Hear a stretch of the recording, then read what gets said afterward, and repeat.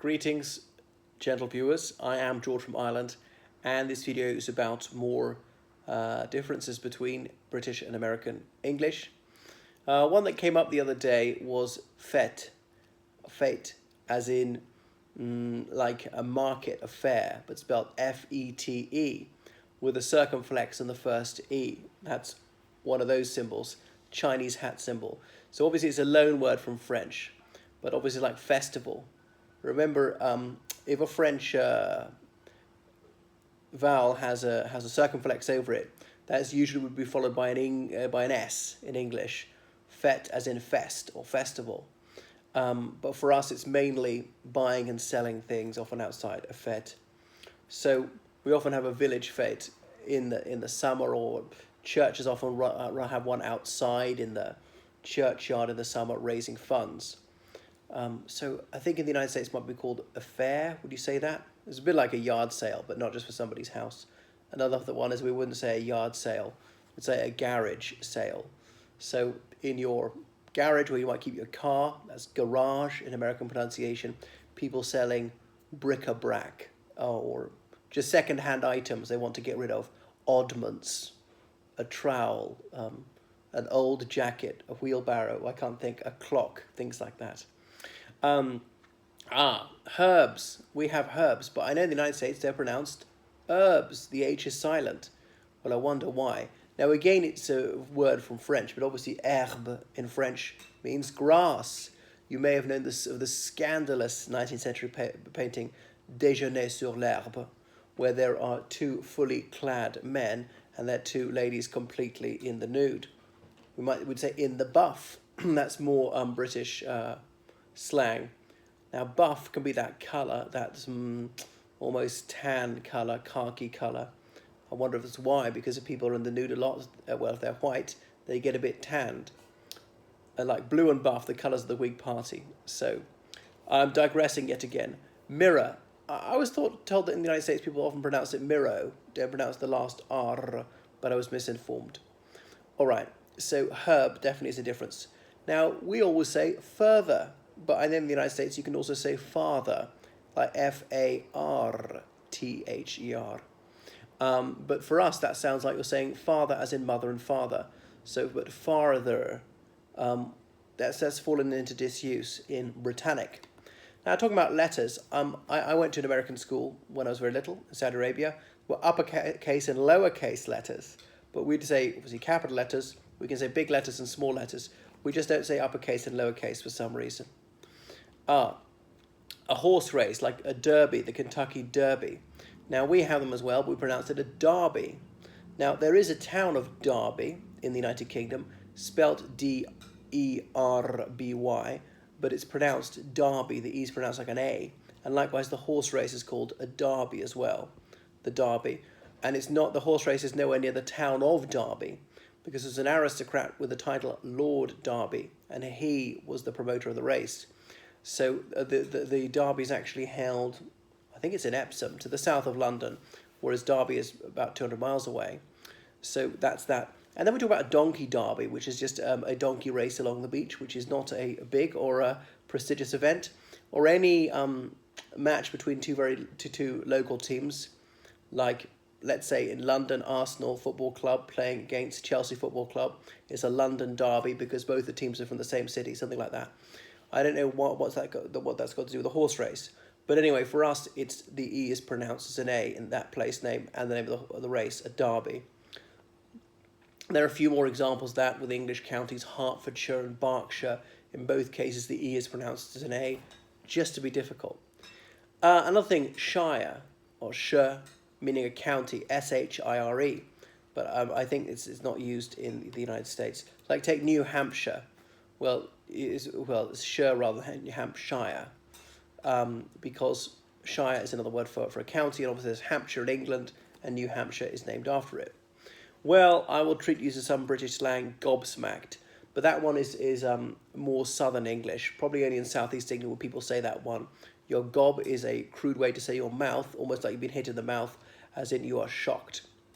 The last letter of the alphabet, it's Z in British and obviously Z in American.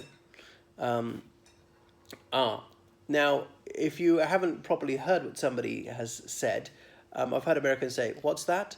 And they weren't wishing to be brusque, but it came across as a trifle abrasive to me, and I knew this person was courteous, but we would never say that. And Americans quite often say pardon. British people sometimes say that too, but posher people often say sorry, or excuse me. Often say Americans say excuse me like that, as in they haven't heard the person properly and they need their interlocutor to repeat what he or she has just said. But I know excuse me can come across as a challenge. One of my American colleagues said when she didn't like when a doctor wouldn't refer her for a certain treatment, she would say, "Excuse me," trying to fix him with some sort of stare. And it was a very confrontational thing for her to do. I realise "excuse me" often is that, asking to be excused since one has done wrong. Or the very old-fashioned way to say, people say "come again" if they hadn't heard what the person has said, but I think that one is no longer said. So British people are often saying sorry when they're not actually sorry, apologising when they're not in the wrong. You ought to read a book called Watching the English. It's by Kate Fox, if memory serves. It came out in about 2004. A psychologist looking at the behaviour of the English. Now, I'm not English, but the English, they behave the same as the Irish. She noticed this. She deliberately bumped into people to see if they would apologise to her. And in almost all cases, they did. So expressing regret and culpability even when one was not blameworthy. So self-effacement is a part of Britannic culture. Not talking yourself up too much, that's seen as vulgar. You should be modest.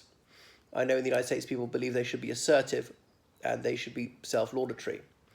Hike, meaning a long, strenuous walk in the countryside. I'm just trying to think what the people in the United Kingdom would say. A ramble, and there's even a group called the Ramblers Association, who like to do this in big groups. They tended to be hairy, dishevelled leftists, middle-aged and over the hill meaning old. We do have a word that's quite the same as hike. I suppose there's hill walking, but you might not actually be in the hills. Country walk, something like that. So we do have the word hike, but for us hike means to abruptly raise something, like hiking up a jacket, or I'm not sure what else you'd be hiking up. We talk about a price hike. So it's raising something, raising the price like that. There's a hike in the price of oil. I suppose a hiking is usually going uphill. And I know there's this rude things that Americans would say when they're offended by people, say, take a hike, obviously meaning get out of here. Wages.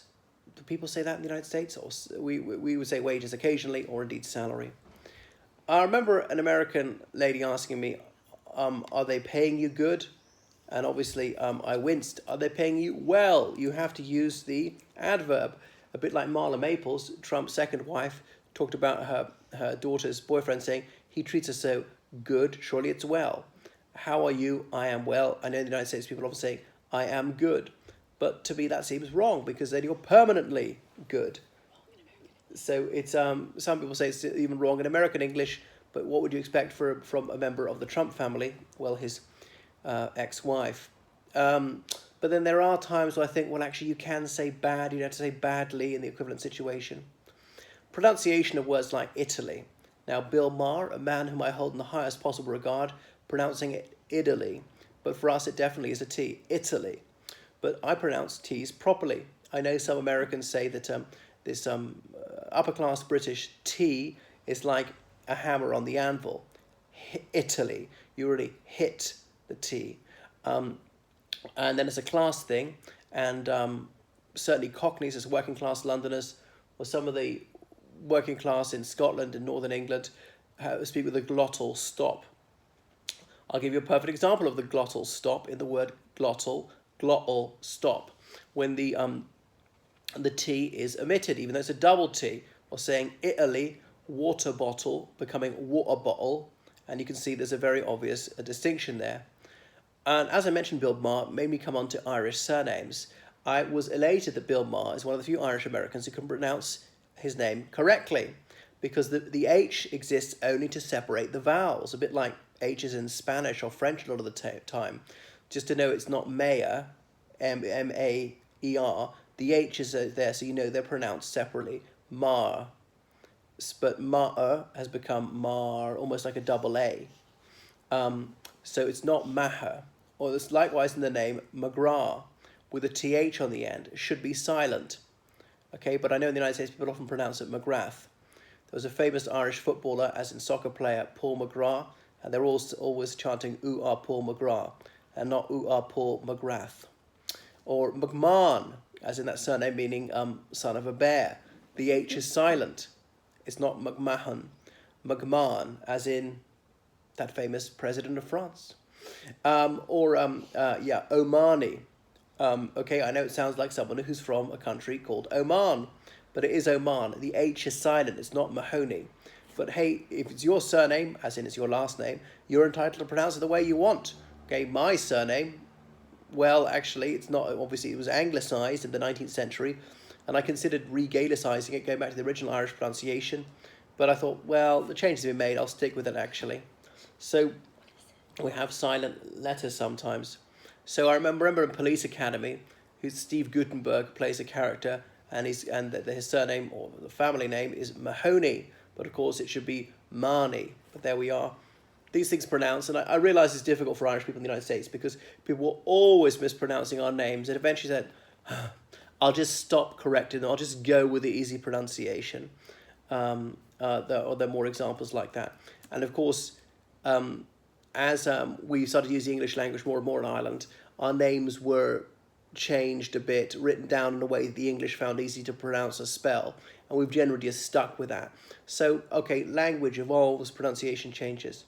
Now another one is check, at the end of the meal, asking the waiter for the bill once, and of course a bill means like a dollar bill, a banknote, but he realised what I meant. He would say the check, as in a list of the items I had consumed and the price I had to pay.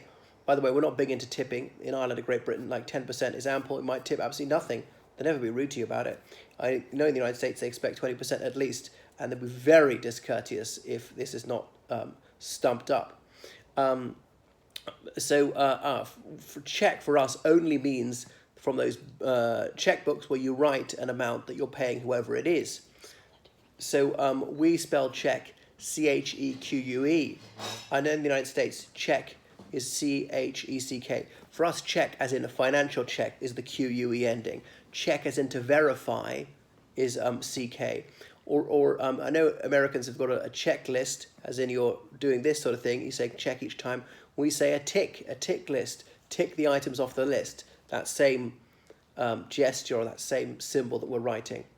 Or even the name Anne. I know in the United States people don't usually write the E on the end of Anne. And if they do, they think, oh, you're going to pronounce it like Annie. But no, that Annie is a name, is with an IE, not simply an E. So there's that optional E on the end of Anne, which doesn't change the pronunciation as well. Was it Anne of Green Gables, or Anne with an E? I remember seeing some character in an American film who spelled an E on the end, and people were contemptuously calling her Anne with an E. So those are my uncollected random reflections on the distinctions between these two major codes of the English tongue.